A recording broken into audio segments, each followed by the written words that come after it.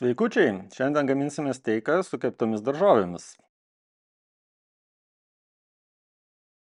Šį kartą reikės didesnio kamado, nes vienu metu gaminsime 4 patiekalus. Kol steikas pasieks savo idealią temperatūrą, išsikepsim bulvių, moliūgą ir kalafiorą. Aš steikui naudoju tik tai pipirus, česnakus granuliuotus ir druską.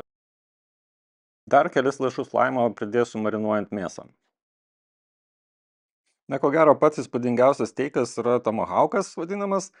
Tai yra kepsnys su kaulu. Aš šį kartą parduotuvėje užtikau šaldytą variantą, tai palieku šaldytuvę per naktį atšilti ir tada kitą dieną jau galima marinuoti, jeigu mėsa yra atitirpusi.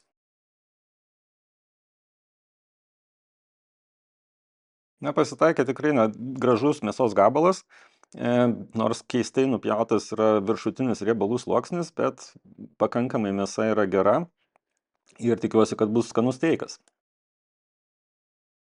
Mėsą marinuoju paprastai per naktį, tai šiuo atveju naudosiu truputį laimo ir tada įtrinsiu prieskoniais, o šiaip tiesiog nusausinam mėsą ir galima dėti prieskonius.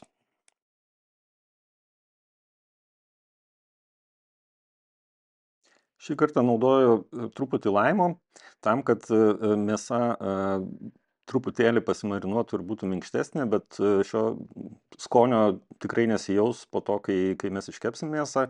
Labiau yra kaip papildomai mėsos suminkštinimui ir kad geriau priliptų prieskoniai.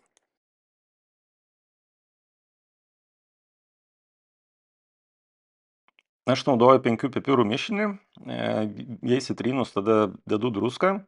Druskos reikia pakankamai nemažai, nes mėsos gabalas yra storas. Jeigu marinuojat per naktį, tai gal jos šiek tiek ir mažiau galima dėti. Jeigu žadate kepti kepsnį iš karto arba po kelių valandų, tai galima jos šiek tiek ir mažiau dėti. Bet iš esmės tai tikrai palaikius per naktį visada būna mėsa minkštesnė, jinai pasimarinuoja. Ir dažniausiai skonis būna geresnis. Dar papildomai dedu česnakų granuliuotų, kurie taip pat labai tinka. Tai yra vadinama šventa trejybė, druska, pipirai, česnakai. Na ir tada į šaldytuvą. Tikslas yra iškepti viską vienu metu, tai pakankamai gudraus reikia sukonfigūravimo kamado. Tai dėsiu deflektorių, tada dėsiu kaip deflektorių kepimo plokštumą ketaus. Šiek tiek žemiau dėsim groteles, ant kurių keps bulvės. Galiausiai ant pagrindinių grotelių bus kepamas kalafioras. Ir darant didesnio paaukštinimo kepsim patį steiką.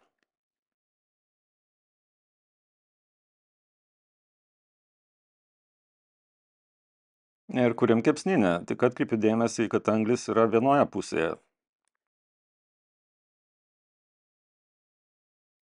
Nelaukiu, kol kamadas pilnai įkais, tai užtenka, kad sudegė uždegtukas, anglis jau pradėjo degti.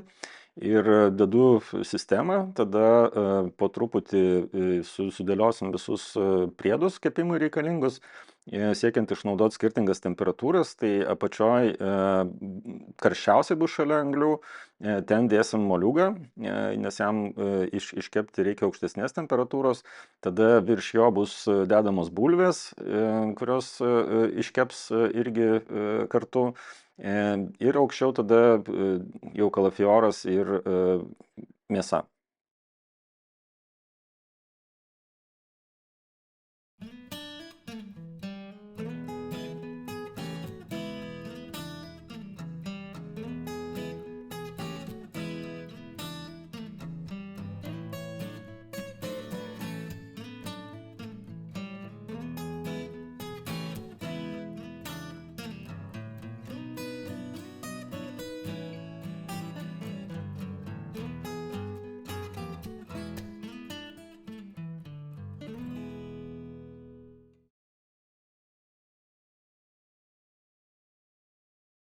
Tokia konfigūracija leis išgauti skirtingas temperatūras, tai mėsai tokiam gabalui iššilti reikia labai daug laiko, todėl jos reikia, kad jinai būtų kuo žemesnė ir negautų tiesioginės kaitros. Dar, kad labiau gal priliptų tas dūmas, kur šiek tiek parūkinsim tą steiką, tai dar papurškiu alyvuogių aliejum su trūmais. Leidžiam kamadą pamažu šilti ir būtinai rekomenduoju naudoti kažkokį termometrą, ar tai būtų laidinis, ar kaip šiuo atveju naudoju belaidį, bet tikrai steiką kepant labai yra pravartu turėti. Kamado temperatūra viso kepimo metu turėtų būti tarp 120 ir 140 laipsnių Celsijaus. Tai tokiu atveju tolygiai iššils mėsa ir iškeps daržovės.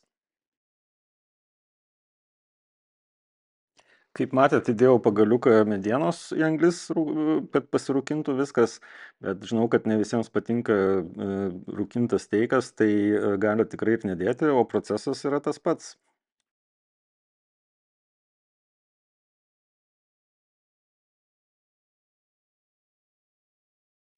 Kepimo metu vienintelis nepatogumas su tokia konfigūracija, norint apversti bulves ir moliūgą, tenka iš naujo išardyti viską ir sudėlioti. Tai šiek tiek sudėtingiau yra, bet reikalinga apversti, kad tolygiai iškeptų, galbūt kažkurioje vietoje kažkas jau labiau iškepia, kitur mažiau, tai perdėti tikrai ir apversti būtina.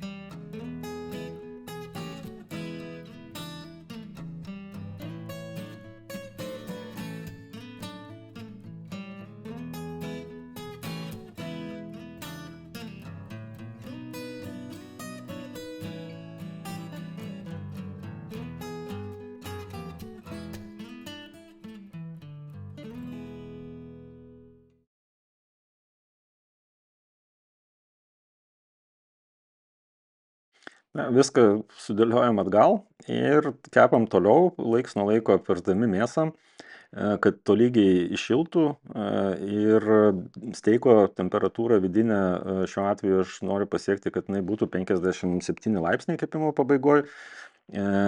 Tokiu atveju bus vidutiniškai iškeptas steikas. Gal man pačiam labiau patinka žalesnis, bet reikia atsižvelgti ir į kitus valgytojus. Esant tokiai konfigūracijai, temperatūrų skirtumas yra pakankamai didelis, apie 20-30 laipsnių tarp tos vietos, kur kepa mėsa ir ten, kur kepa, pavyzdžiui, kalafioras. Kepam didelį steiką, todėl dar iš inercijos tikrai temperatūra kils, todėl nuimu esant 52 laipsniams Celsijaus, tam, kad jisai dar įgautų galutinę savo tą temperatūrą iki 57 laipsnių, suvynioju viską į foliją ir padedu toliau šilumai pasiskirstyti. Na, tai užtruks kokią 10-15 minučių ir per tą laiką išimu kitas daržoves, kurios jau yra pilnai iškepę ir ruošime kamado paskutiniam steiko kepimo etapui.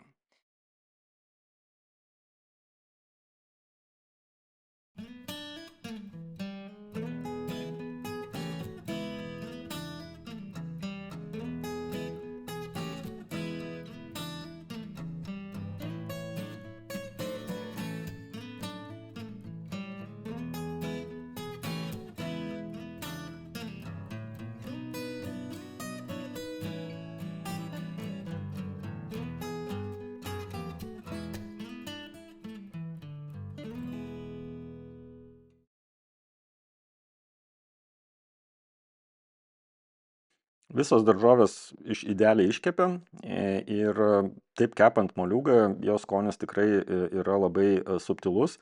Labai rekomenduoju pabandyti kažkada ir atskirai išsikepti, nebūtinai kartu su kažkuo.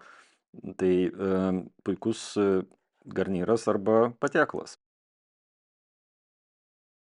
Kaip matote, anglių liko dar nemažai, bet man jų reikės daugiau, todėl pridedu šviežių anglių ir laiko turim ne tiek daug, kai mėsa pasieks savo aukščiausią temperatūrą ir pradės jinai po truputį kristi, tai ją turėsime apkepti tiesiogiai ant anglių.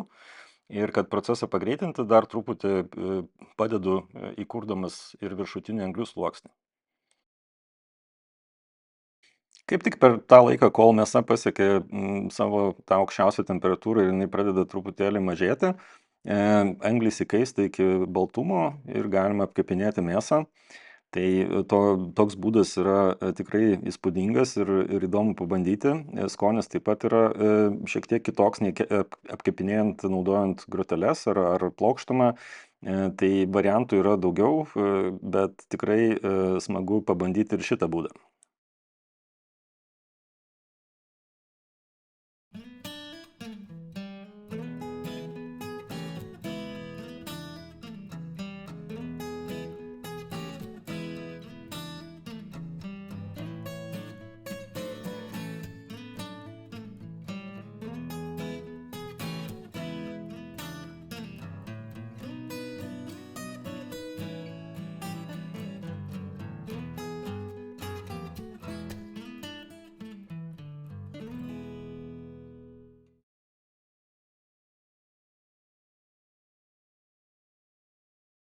Apkepimo metu susidaro papildomai dar plutelė ant išorės steiko, tai mėsa toliau jinai praktiškai nekepa, nes didelis gabalas mėsos, tai viduje jisai tikrai neperkais. O apkepti kiekvienam pagal skonį, kiek jūs norite, ta prasme to reiškia apkepimo, bet papildomai suteikia tiek ir skonio, tiek ir tekstūros.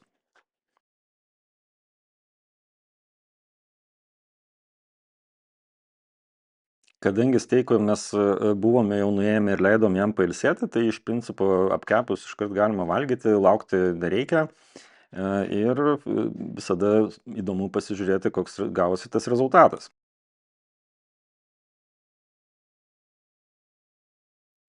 Na, šiuo atveju tikrai matosi, kad mėsa iškepta taip, kaip norėjau.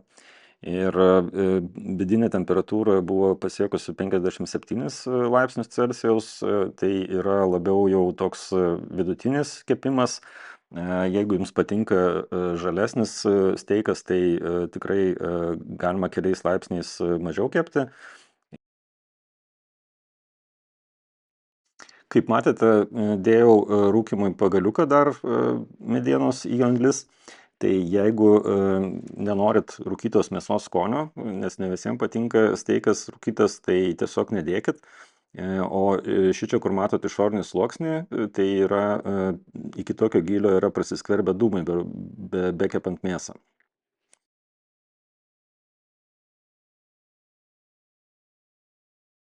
Na ką, puikus rezultatas. Tiek mėsa puikiai iškepusi, tiek ir daržovės, ir bulvės, ir moliūgai. Tik tai šiuo atveju kalafiorą suvalgė vegetarai. Skanaus ir iki kito karto.